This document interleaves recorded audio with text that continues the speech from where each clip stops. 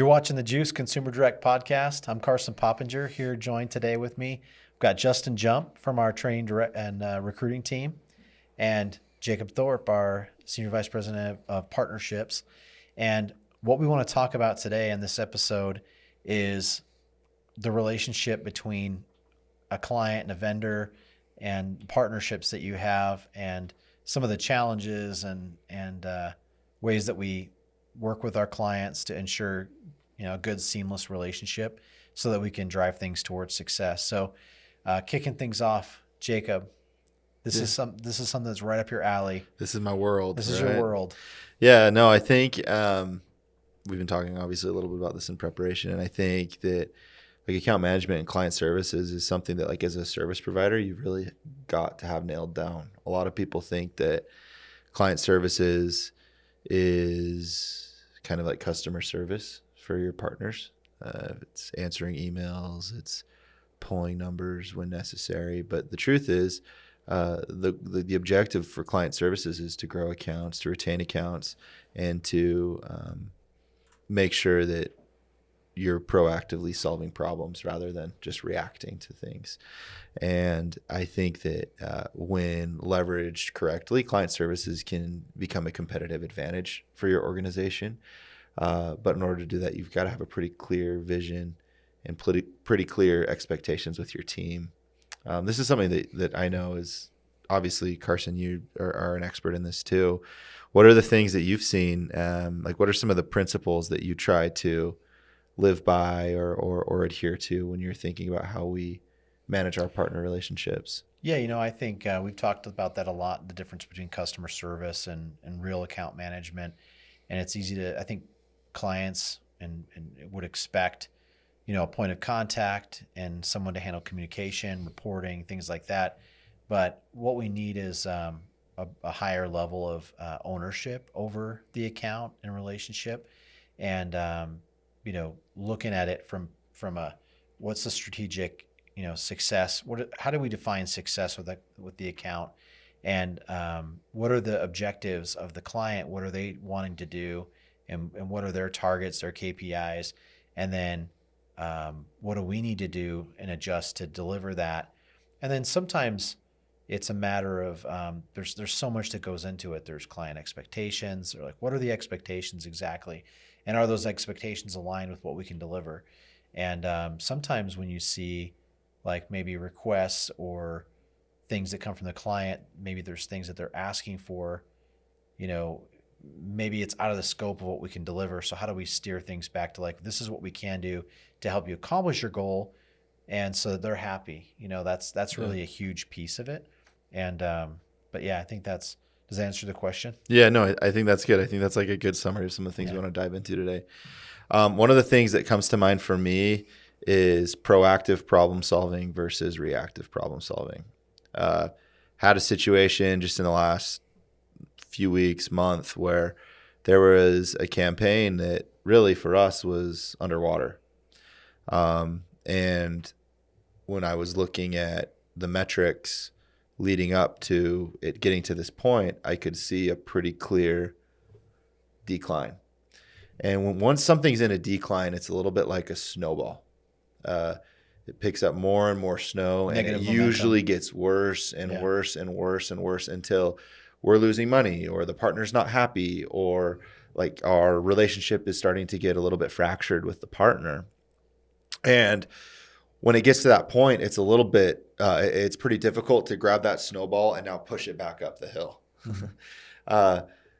Now, if we would have identified and had systems in place or recognized those trends as it started to, before it ever really became a big snowball moving down the mountain, it would have been so much easier to resolve, and it would have been a much more simple problem to solve because the adjustments there are much more minimal, right?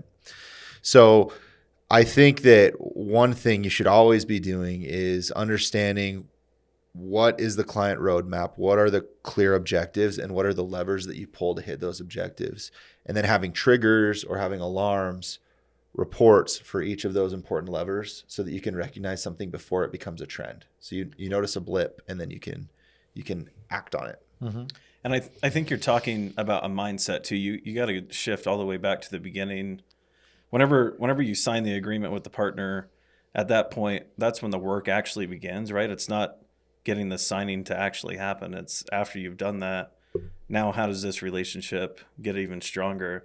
And I think your mindset has to be, once we're an extension of your brand, I have to be thinking, right? Like I want to represent your brand the way that you would want to represent your brand. And I've got to be thinking growth as far as that's concerned, right? Instead of just being stagnant and thinking, okay, we're here, we're at the beginning, sign the agreement, and that's it. Like, no, like that's when the actual work begins, right? Oh yeah, there's a level of competency that's required to get to that point. But I think the best account managers, the best client service managers are those that are advisors rather than kind of like errand. They're running errands or like task rabbits, I guess. Yeah.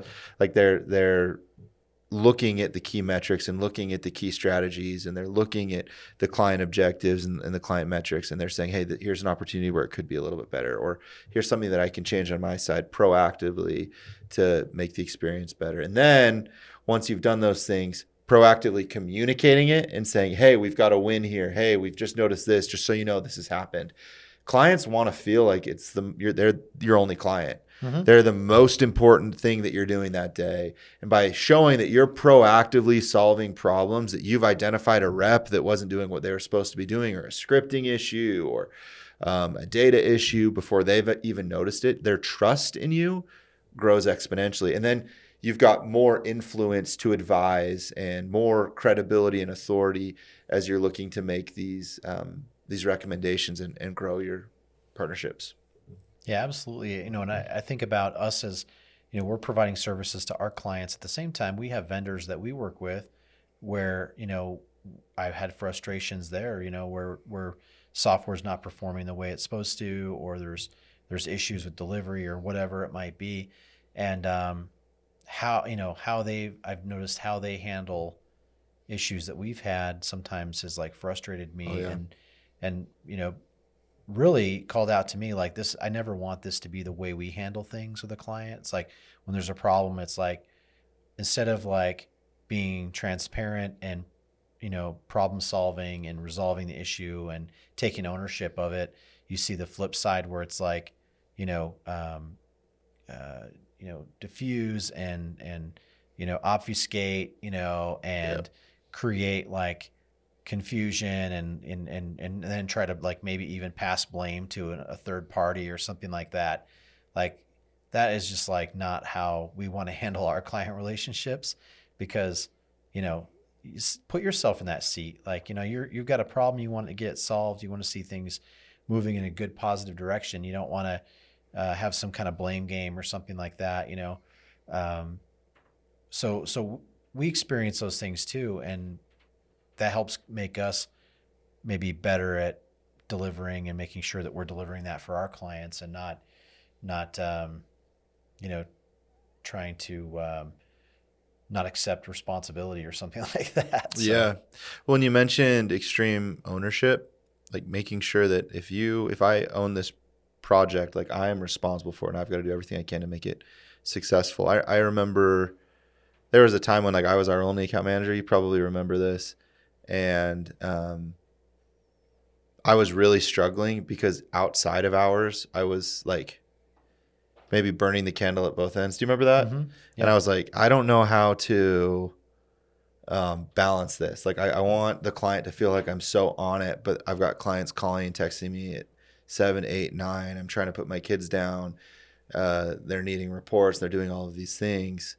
And with an agency kind of model, basically is what we have, you're dealing with many different clients and many different accounts and campaigns and different, projects and data sources and all that kind of stuff. And yeah, it became a lot. It really had to, from that moment, I would say we really beefed up our account management team and you've been champion of that the whole time, of helping expand that role. Yeah. And make sure we're delivering the product that our clients expect. Well, and I think part of the problem for me was that I wasn't setting clear expectations with our partners.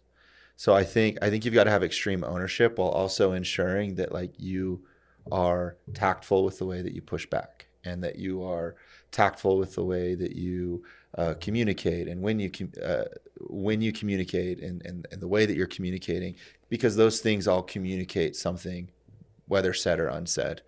For example, if I have a client who is texting me at 9:30 because they want me to pull a report for them, I'm probably going to pull the report now, but you can't do that for 20 clients.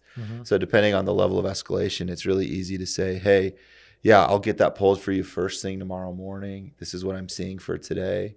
Or I'll have someone on my team pull that for you. Like figuring out ways to set those boundaries too, while still showing extreme ownership is really important, because if you are too Johnny on the spot, once again, clients can very easily think, okay, well, this is the way that we can operate. I own your time. I own your time. Yeah. And that's not healthy either. So there's definitely a balance there that you need to have. And I struggled with that for a while, and we talked about it, and kind of gave me some tools to work through that. And now I see that with some people on my team too. Yeah. But I'd rather have someone veer on the side of extreme ownership. It's easy to wind that kind of back a little bit than it is someone who maybe is not as urgent or not as responsive. So how often do you feel like you should communicate with the partner or person on the other end as far as an account manager? So if you're the account manager, how often should you be communicating with the partner? Yeah. I think there's not just with problems, but in general. Yeah. So I think there's levels to it. So the way that I always kind of cut it up in my head is you've got your influencers and you've got your decision makers. I've heard it called, you've got your above the lines, so like the decision making line, and your below the lines. And it's really important to have a strong relationship with the below the lines, because they influence the perception of your company and the perception of your service. They also partner in the success. Exactly. They're also a partner in the success oftentimes. So oftentimes it's an account manager or a sales manager who's managing the team who's taking your calls, or a marketing manager who's managing the leads that you're getting sent. In that situation where it's below the line, I think daily communication is totally fine. That doesn't mean you need to hop on a 30-minute, hour-long meeting, but it does mean, hey, this is where we're at today. This is what we're seeing. Are you seeing anything on your end? Just to show that you're thinking about it, just to show that their objectives are important to you. Now, something that's really important to me is making sure that we have escalation channels with people who are above the line, because sometimes things fail below the line. And when that happens, whether it's our fault or the partner's fault, there needs to be a real coming together and transparency to solve those problems. Own the problem, solve it. So I try to have communication with my above the lines at least 1 to 2 times a month. And then I try to hop on calls with the clients at least once or twice a month below the line too, just so I can see how that relationship is going too.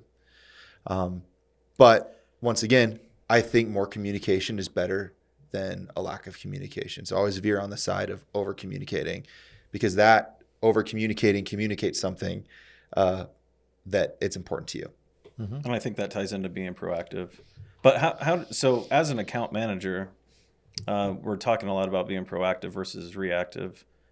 How can you, what are you looking for in this proactive mindset as far as getting stuff done that maybe hasn't been done before on this account, or maybe it's some brand new idea or something that pops into their head? Like, what are you looking for out of the account manager in that scenario? Are you looking for them to pass something off through you first, or are you kind of wanting them to take charge and go make things happen? Yeah, there was a time when it felt like I wanted them to come up with an idea and then get it approved, and I would say, yeah, go do that.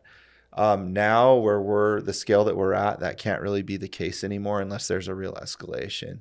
So my expectation now is that there's ownership and that we utilize data to make good decisions. Stacking lots of good decisions over and over makes a project work really well. Those decisions should be data driven. And then I also expect that our account managers know how to perform like an RCA, or a root cause analysis. if there are problems or things that are going well, being able to identify why that's happening and what can be done to either continue to grow on that or fix it quickly. So there's a bit of an analytical mind that needs to, an analytical process that needs to happen.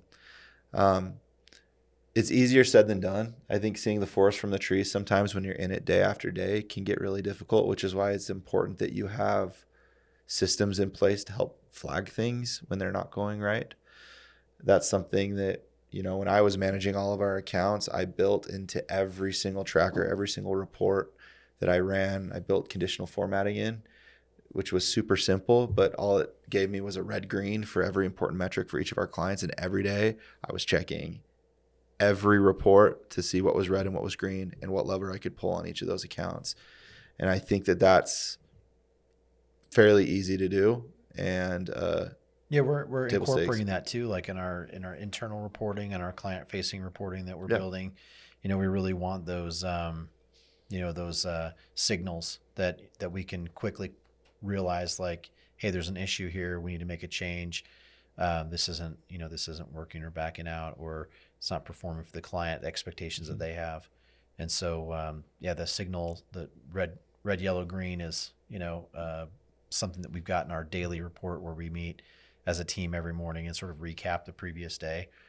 We want that real time for our clients and for our partners. So Yeah, well, when you've got a history of green and then you start seeing a lot of yellows, that should say, okay, something's going on here. What's in our control? What's not in our control? And you start figuring out, okay, what's changed? Historically, when we were green, what was happening? Historically, when the client was green, what was happening? What's different now? Okay, these are the 3 things that have changed. Now, which of these would impact these certain metrics? And you start just attacking it and testing. And that's the type of thing that I 100% expect our account managers at Squeeze to do, like on a daily basis, without any real escalation from like the executive level. recognize the signals, take action, what can be done, what's in our control, what can we adjust, what do we need from the client, communicating that in a way that gets the result back that we need so that we can move forward. Thinking about that same vein, strategic thinking, I think, is something that like has always been a fundamental piece of what we do as Squeeze for our clients that we work with. And thinking strategically about what is it that the client wants to do, how can we accomplish that, how do we go about that. And I think a lot of that historically has kind of fallen on myself, you, people in the top of the organization, and our operations team and staff and leadership. And with the account managers, we're wanting them to learn and become more strategic in the way that they think. I'm thinking about a specific client we launched a couple years ago, and they said, here's the process that we want you to run. We've been running this with another company, and we want you to run this same process too. And it involved a bunch of really manual, spreadsheet lookup stuff and different things like that. And I think I was on the call, you were on the call with them when that came up. And I think I finished the call by saying, if that's the process that you want us to do, because I recognize like that's not going to work. That's not scalable. That's not, it's too prone to human error, issues with accuracy, issues with inefficiency, all that kind of stuff. And sometimes I'm not on all these onboarding calls anymore. Same for you as well. And, when I heard that, my response was, if that's the process that we need to run with this, I don't want to do it. This is like, and not in like not in a takeaway type way, but it's just an honest, like, this is not efficient. This is too prone to error. This is the funnel has a bunch of holes in it that things are going to fall out of. It just doesn't work. Janky, broken process kind of a thing. And I recognized that and said something. And then I said, next, I think it was like, we want to automate this and we want to remove all the human touch element. And we can quickly code this probably in a few days. And we did. And we did. And we launched it, and we outperformed the other vendor by like 10x or something like that. Yeah, I think it was maybe even more than that, but yeah. And so going back to like how we're not always on the calls anymore. We have account managers on there. We have our implementation team, making sure that they're thinking strategically, because it's very easy if you're if you're thinking customer service mindset, you're like, this is what they want. We'll deliver it. We can deliver it. And I've seen leaders before that I've even worked with, that was their mindset was, well, this is what they want. Let's do what they want, because doing what they want is what will make them happy. Right. And that's not it at all. What will make them happy is kicking ass. Yeah. And so how do we do that? Like let's do that. And let's think about this a little bit differently. And so that's a hard thing to do though. And so, but that's our challenge. We're working with our team to like make sure that they're all thinking that same way, that they identify those things, and that they're, like, hey, there's a different way to do this. There's a squeeze way of doing this, and it's much better, and you're going to be so much happier with the end result. Yeah, I think of it like a football game. The team that you're playing, and you know what your objectives are and what you're trying to do. And all the coordinators and the quarterback coach and the wide receiver coach, they bring their game plans to the table. And ultimately, you have to decide if that game plan is what's going to be effective for winning that game. And you hope that your team has done the research and has the confidence to have a game plan that's effective. But if it isn't, ultimately, you've got to say, no, we need to adjust here. We need to adjust here. And you try to develop your coaches to get better at that. And I think being able to push back on those things is not always easy. Right. You have to have a real combination of like confidence, competence, and then communication. You have to be able to communicate it in a way that will be received well. Oftentimes you're working with people who are like, this is the way we do things. They're very rigid. You have to be able to do it in a way that's persuasive but not pushy, and ensure that you're also taking care of, their internal needs that they have. Like it's a complicated, complex situation. It's a crucial conversation that you're having to have. Yeah. And keep the balance. If you're early on, you don't always have the relationship or the kind of the equity with those partners to be able to do that, which is no why one wants to be told their baby's ugly either. That's something that, we know is very true. Yeah, So it's like, inmates running the asylum. They may be very proud of it, and you have to be able to listen for that. And you're like, okay, I can tell they're very proud of this, but we know, like from our experience, that there's a lot of work to be done there, and it needs to be improved. And so you have to walk that fine line. I've found that the most effective way to diffuse that and bring those walls down is to cut out like all the corporate speak. Yeah. Oh yeah. Like just cut it out. We'll circle back. Yeah, we'll get to that. Let's take this offline. Like no, that stuff is for people who are unable to have crucial conversations Or aren't sure. I think there's power in transparency in front of a big group. So if I'm running into a situation like that, my approach is, hey, we're so excited about this partnership. I've got some concerns that are going to impact the scalability of this project, and this is why. What I've seen other partners do effectively is this, A, B, and C. Which of those would be most palatable for your team? Like providing recommendations from a position of authority, from expertise, but also from a position of understanding and tact. And with video calls and things like that too, your body language and how you're fidgeting and how you're communicating is so important. So if you struggle with that, practice it. We had a call with a vendor. I think I mentioned some of the problems that we have, and I'm not going to say who it was, but we started a video call, and I screamed so loud about all these problems that they finally brought like their whole executive, like a bunch of they're all like SVPs or whatever, all got on this call. And we start the call, and we have our whole executive team on the call as well, and we're all there, and we're all on video, and like only one of their executive team was on video. And there's this huge problem with their service. And I said, I think I opened the call by saying, well, it's really nice to meet you guys. Well, I can't really see your faces, but your portraits look nice. Yeah. It's like, thanks for showing up, kind of, Yeah, sorry I'm on the 12th hole, we got a birdie putt, so I'm going to stay off video. Yeah, like you've got to be there for your clients. You've got to, you got to show up. Etiquette. I've got to sit in on a lot of the train the trainers with new onboarding of partners, and it's been interesting to me how we handle those phone calls, because we're sitting there going through their CRMs or their process of doing things, and our account managers do a great job of making sure they're visible on camera, making sure that they're attentive, making sure they're aware of what's being talked about, and we ask those hard questions during that time. And I actually enjoy hearing those conversations because for me, like, yeah, we can't take a back seat. You got to make sure on both sides things are going to work, and yeah, you got to have those difficult conversations in the thick of it versus.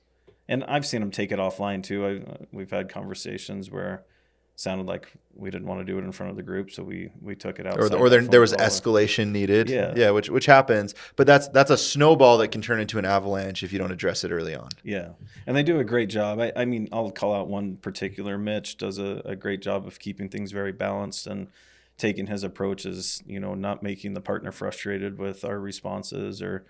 But yeah, very caring, if you will, and I think there's a right and a wrong way about going about those. So our team does a great job with that. Yeah, we really do have a phenomenal team. We have a lot of trust Yeah, and for sure. confidence in them and their abilities.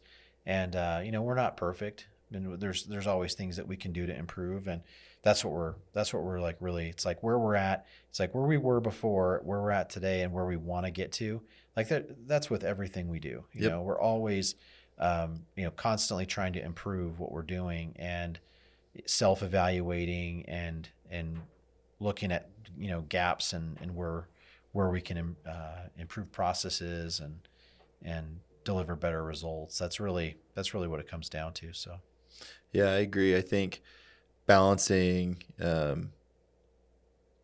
like the desire for perfection and then the desire for improvement. It's oftentimes incremental. It takes Yeah. time.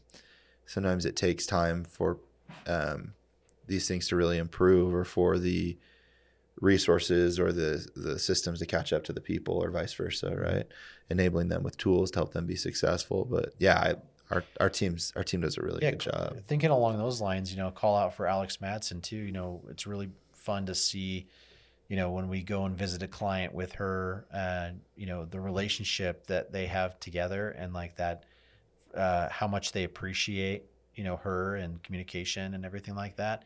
That's great. And so rewarding and exciting for me that that we've been able to develop, that she's been able to develop that, and that it's creating such positive results with the relationship. And, we don't always have to be the ones, handling everything. That she does such, great job with that communication and relationship. Yeah, Jacob, correct me if I'm wrong, but QBRs, quarterly business reviews, that's where you could tell if something's healthy with a relationship between client services and the partner. Yeah, I think I think the QBRs are a really important piece of what we do. We try to get in front of our clients at least twice a year, if not more, depending on how far away they are. Sometimes in our office and sometimes at their office. Both are Google Meets. Meets occasionally, Zoom calls, Zooms and things like that. And then face-to-face is always great. Yeah. And the objective of the QBR usually is to get the ATLs in a room where strategic decisions are being made, where we're either celebrating wins or planning for future wins, planning for future growth, opportunities for improvement. We've been in some QBRs where they've been complete game changers for the campaigns and the company. They're really important. They're really, really important. And yeah, you're right. You can tell if there's friction very quickly, or if there's a lack of awareness, lack of communication or context. And that becomes apparent fast. Yeah, that's been a good cadence for us to get in with those meetings that we have. And our team does a great job with those, though. Every one of our account managers does a really, really good job with their QBRs. Yeah, just getting everybody in that room, and you can kind of expectations, understand, like maybe you get above the line, you get a look at like what's coming down the pipe and where are they going, and how are our results stacking up with their goals and where they want to be. And you can sort of lay a lot on the table, and we get a lot of insight into that, and then we can make those adjustments and come back the next meeting and revisit, this is what we handled in the last one. These are, here's the results of those changes and where it's come. And, it's just a great way to show the results that we're delivering and the ground we've made. And mutual accountability. Yeah. There's times Yeah. where we come to these meetings and we say, hey, you're not doing these things that you said you would do. We need you to do these. Yeah. Can we get a commitment from you? Yeah, we'll make that a priority. We'll get it done. Right. And vice versa. If there's something that we're falling short in that we need to do better at, we're all in. Like, we're going to Yeah. get it done. It shouldn't be an adversarial, feel in those meetings. It should very much be a team collaborating on the common goal, which is get more sales, because that's what we do. We've had issues too, and I mean everything's not always rosy, right? Like sometimes there's problems and challenges and things, and we've had QBRs where it seemed like everything coming out of that QBR was like on target and moving forward, and that the client was happy with the way things were going, and then sometime shortly after, it's like we get sort of like blindsided with maybe some concern that wasn't even raised in there. So being able to get our account managers and everybody making sure that we're really sort of reading the room and maybe looking for those underlying issues that could potentially be a problem in the future. That's something that we do want to see, more of our process and cadences. Well, words are one thing, Yeah. or lack of words. Sure. But patterns of behavior are clear. So leading up to it, being able to recognize, okay, hey, they're canceling a lot of meetings right now. Hey, what's going on with our lead volume? Mhm. Not getting responses as quickly as I used to. Invoices are taking a little bit longer to get paid. I'm Red getting flags questions. all over the Like, place. you can recognize those little red flags and try to proactively solve them. Mhm. There's always warning signs leading Yeah. up to it.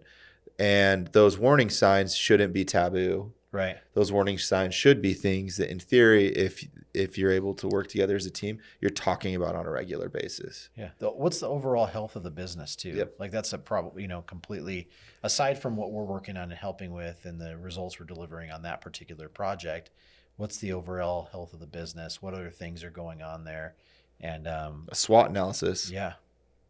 Love SWOT analysis. That was the first thing I did when I came into Squeeze, and I think if you're constantly doing that, you should go through a SWOT analysis once a quarter. Yeah. Whether that's a partnership, whether that's your team, whatever it might be, but picking up on those red flags and being proactive about that, there's nothing that's going to be more beneficial.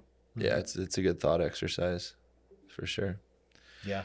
We've had clients in the past. I mean, just thinking of like stories and things that come to mind of client relationships. Long ago we had a client relationship where we would, we were delivering results, and the way that they had asked us to set it up, if we were doing things, today, we would do things probably differently. I would say we probably learned from some of this, but this particular client was a large software SaaS type company, and as I interacted with the leaders there, I could tell that they were very like feel based. Removed from like the reality of what was from happening. the reality of what's happening. What the work that we're doing, I could tell, what revenue is coming from it, and there was no reporting or visibility or even awareness around that. And I sensed that in conversations I had. I'm like, this is very much a feel thing. He feels good, so he's happy. We're gonna keep going, But I could tell that like that wasn't a good framework for like long-term success, and you never want to be removed from. And the business that we're in, everything that we're about is about, it's about increasing marketing efficiency. It's about generating more sales dollars. It's about creating success with what we're doing. Everything that we're doing should have an outcome of driving more sales. That's one of our mantras. We drive sales. And if we can't tie sales back to what we're doing, that's sort of a bad position to be in. And they kind of drove that, I would say, in that dynamic with that group. And they drove everything feels good, so let's just keep going, But it always made me feel uncomfortable. And then eventually, it went away. And we probably would do some things differently today to maybe just raise that concern. Like, this doesn't feel like, what's the ROI on this for you? Oh yeah. If you don't have attribution, that's Yeah. a red flag. That's Yeah. one of those things that at some point is going to catch up. And if you're a BPO that's paid hourly, you frankly don't care. You don't care if there's success. Yeah. You just want them to feel, as long as they're feeling happy and feeling successful, then they're going to keep paying their bill and they're going to keep things going, and that's all that matters. Yeah. But if you're really doing what we do, which is delivering results, you've got to be concerned about a lack of results, and let's just get that on the table and talk about it. And maybe that's a bad conversation for us, right? Like maybe that conversation of like, hey, there's no results coming out of this. If there's nothing that we can do to improve that, then maybe that's the end of the relationship there. But I'm okay. I'm at the point with what we're doing that I'd rather do that, because if we continue down that path and we're not set up for success, or the things that we're doing can't result in sales outcomes, then we may be blamed for the program not working. Like, oh yeah, I worked with Squeeze and it was a terrible experience. We didn't make any sales, but maybe it wasn't our fault, because it was the data set, it was the offer, it was the maybe the sales team taking the opportunities that we were kicking over to them. Bad systems, bad integrations, bad visibility reporting. And I'd rather just get that on the table today and just be done with it and shut it down than be blamed for some kind of failure on the program as a whole. Yeah, your reputation is everything, and the industry is so small. Everywhere you go, there's someone that you know. A lot of our clients are from, fortunately, partners that worked with us at one business, and then they moved and they said, "Oh, we got to get Squeeze in here." Yeah. Now, if all of a sudden they go over and they say, "Hey, I want to work with Squeeze," and they say, "Well, Squeeze sucked for us. They're not good." Don't want that. We don't want that, because that's honestly the best way to grow is through your reputation and good customer success. Yeah. This has been like meat and potatoes. Yeah. A lot of good stuff in here.